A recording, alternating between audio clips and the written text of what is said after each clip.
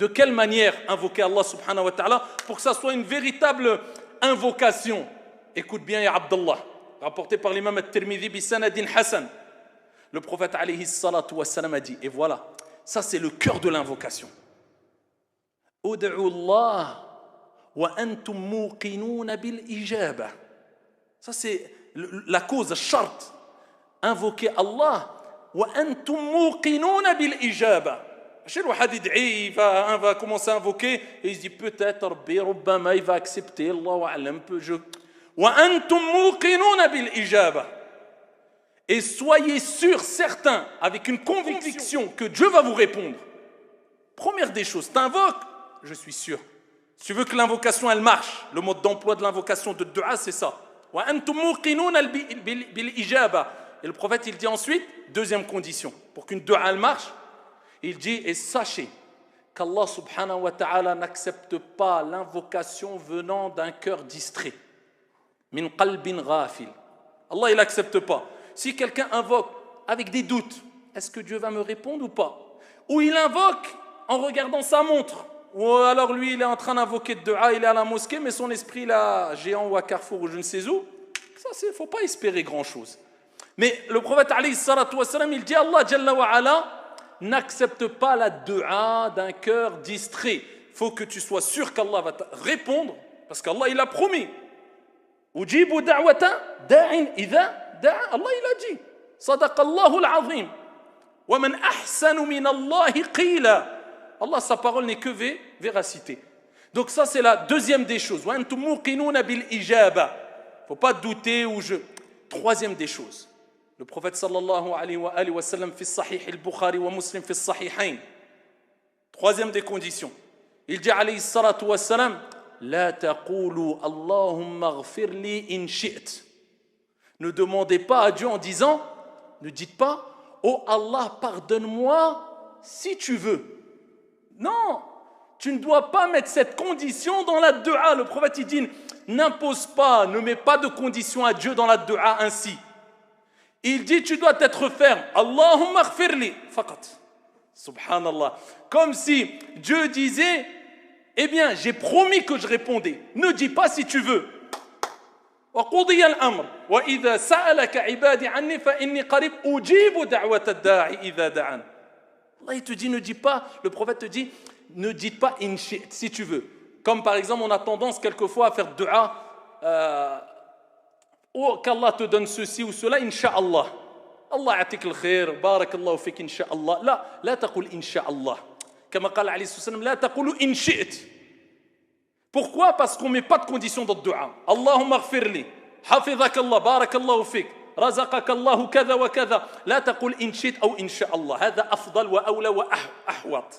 C'est plus prudent d'après les textes, c'est préférable, c'est meilleur. Pour montrer ta conviction. Vous voyez le degré de conviction qu'on doit avoir quand on invoque, comme le prophète alayhi salatu wa salam l'a dit.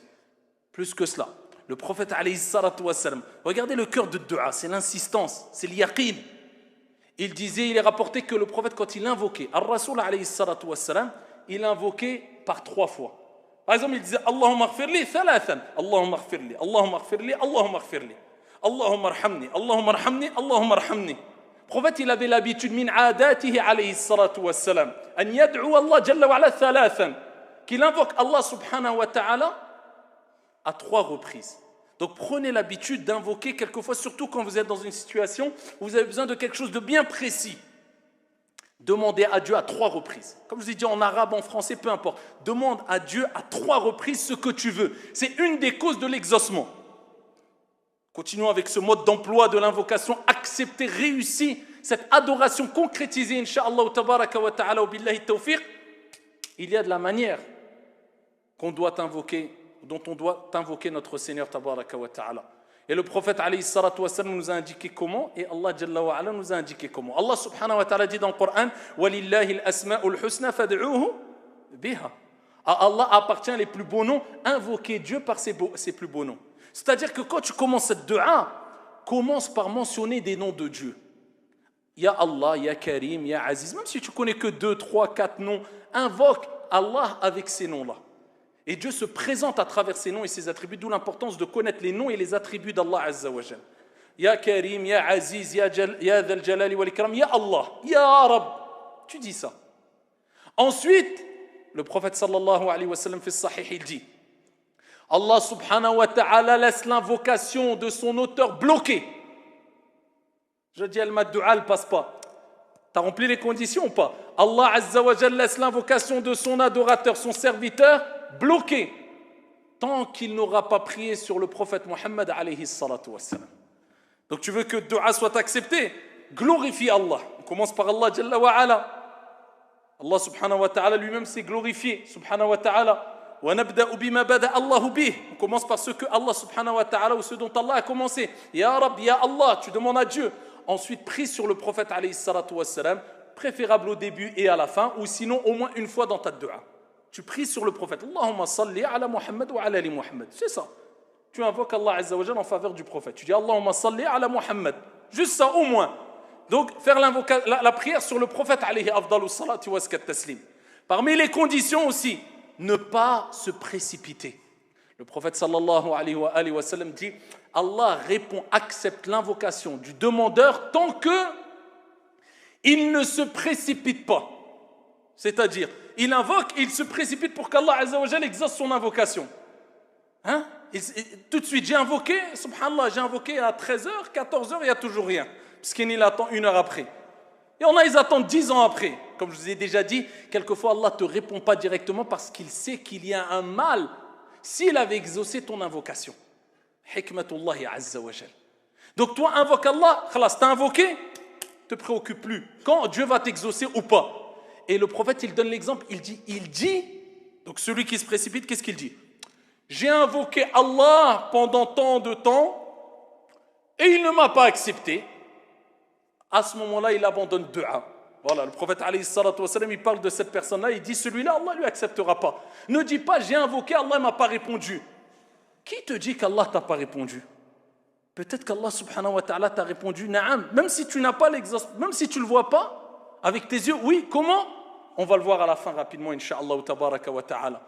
Donc toi, ce qui t'est demandé, c'est d'invoquer Allah subhanahu wa ta'ala. À quel moment? Il y a beaucoup de moments, il y a plusieurs moments où il est demandé d'invoquer Allah subhanahu wa ta'ala, c'est-à-dire où il est plus propice que les invocations soient acceptées. Invoque-le à n'importe quel moment, mais particulièrement quand il pleut, du'a mustajab. Quand il pleut, le prophète il dit que du'a mustajab, bayna al-adhan wal iqama, entre l'adhan et al-iqama. Perds pas ton temps, invoque Allah azza wa jal. Surtout si tu as une demande particulière à demander à Allah subhanahu wa ta'ala, entre l'adhan et al-iqama, fi sujud, dans la prosternation. Et tout ce que je vous dis, il y a des textes, hein. On ne rentre pas dans les détails, sinon on resterait trop longtemps. Dans la prosternation, ad-du'a mustajab. Le prophète alayhi salatu wa sallam dit c'est le moment où vous êtes le plus proche d'Allah, fa'akfiru ad-du'a. Augmentez les invocations alors vous êtes prosterné. Quand ici vous êtes en voyage, quand tu es en voyage, ad-du'a mustajab. Tu lèves tes mains, du'a elle est acceptée. Quand tu es malade, l'invocation du malade, al-marid, du'a mustajab kadhalik. L'invocation elle est acceptée. Le père, la mère envers leurs enfants, du'a al-walidain, mustajab kadhalik, invoque pour eux et pas contre eux. Allah ya'atik shi, du'a si elle est acceptée, Allah yahfadou sitra, après tu te plains pourquoi invoque pour eux, pas contre eux. Invoque pour tes enfants, pour ta descendance, peu importe, même s'ils sont les plus égarés. Peut-être la cause, sabab, de ton invocation fera que ça sera les plus grands guidés, les meilleurs des gens. Khayrukum fil jahiliya, khayrukum fid din. Allahu a'lam. Invoque Allah azza wa jalla à tout moment, surtout pour ta descendance, tes enfants, etc.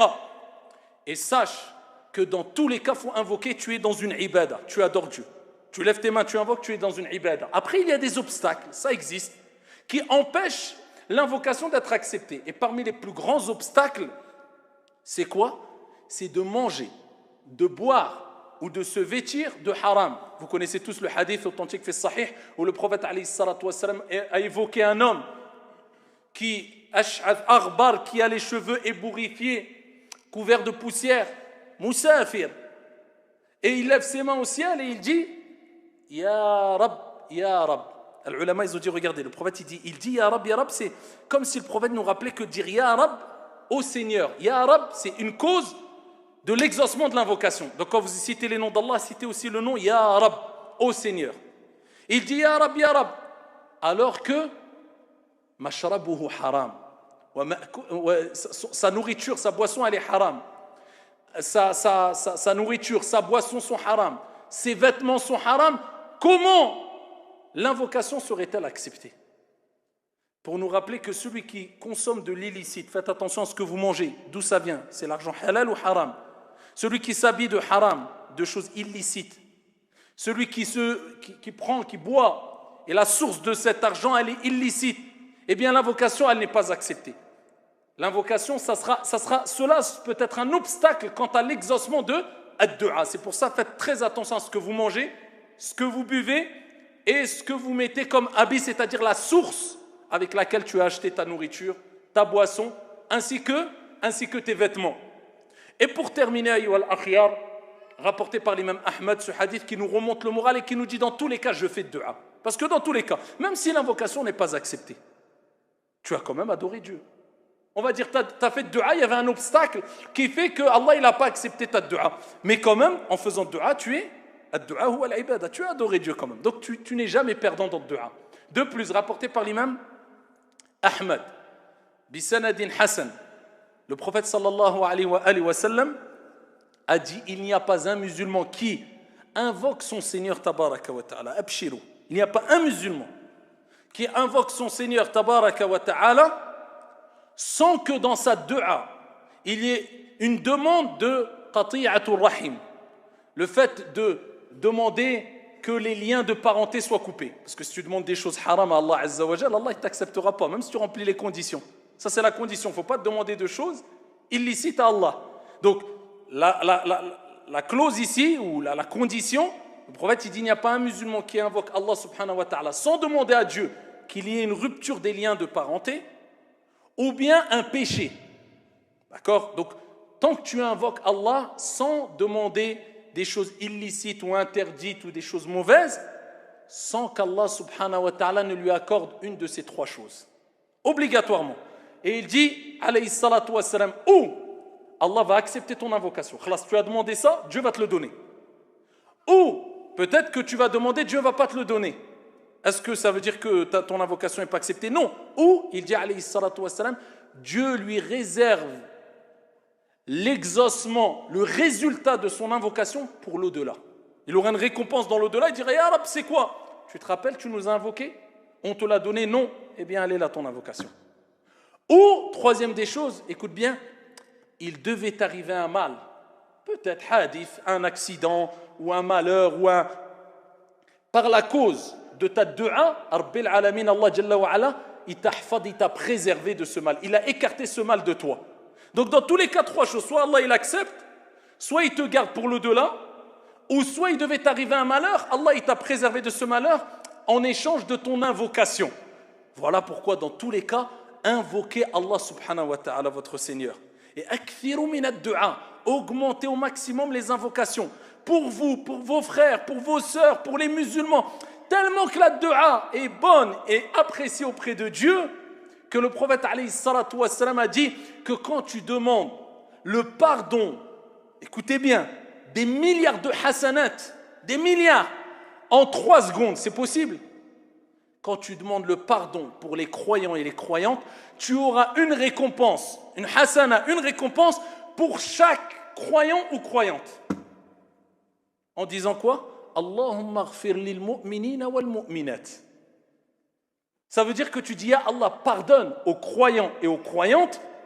Pour chaque croyant, chaque croyante, tu as une hasana. Donc, il y a combien de croyants et croyantes qui ont existé? Al-ahya'i minhum wal amwat, les vivants et les morts. Des milliards. En 3 secondes, tu as gagné des milliards de hasanat. Pourquoi tu as fait de dua pour eux? Et le prophète fait sahih, il dit, quand tu fais de dua pour ton frère, tu dis, Allahumma ghfir li akhi fulan, il y a le malaïka des anges, ils disent, amin, et pour toi de même. Donc quand tu fais de dua pour ton frère, les anges ils disent amin. Donc ils disent amin, oh Allah accepte. Donc tu as l'invocation des anges déjà. Et ils font de dua pour toi, ils disent et pour toi de même. Donc invoquez pour vous, invoquez pour vos frères. Ne soyez pas avares dans les invocations. Et surtout qu'on a des invocations spécifiques, particulièrement les évocations et les invocations du soir et du matin. Apprenez-les. Au fur et à mesure, tu vas les retenir par cœur. Particulièrement les plus importantes. Ceux qui protègent, a'udhu bi kalimatillahi tammati min sharri ma khalaq, بسم الله الذي لا يضر مع اسمه شيء في الأرض ولا في السماء وهو السميع العليم. Ces invocations qui sont extrêmement importantes. Quand tu sors de chez toi, quand tu rentres chez toi, invocation, invocation. Au fur et à mesure, essaie de te faire un programme. J'apprends une par semaine, juste une par semaine. Et tu ne l'oublieras pas. Pourquoi? Parce que chaque jour, tu vas la dire. Quand tu rentres chez toi, quand tu sors de chez toi, quand tu as un problème, quand tu as une difficulté. Apprenez par cœur les invocations et les évocations. À chaque fois que vous les dites, vous êtes dans une ibada. Et n'oubliez jamais cette parole du prophète alayhi salatu wassalam.